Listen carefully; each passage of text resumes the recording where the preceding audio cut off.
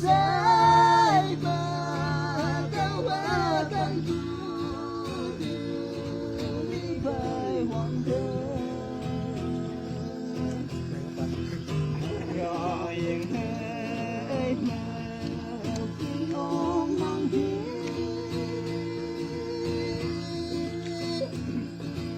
đừng cứ tuổi sao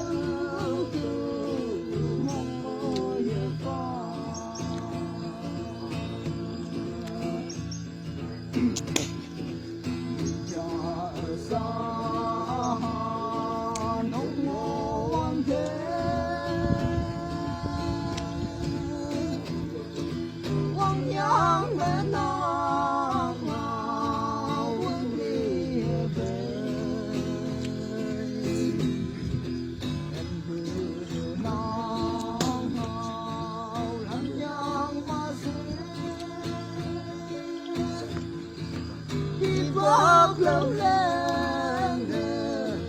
sông về tàn khôn bốc cơ say mà đâu qua căn cứ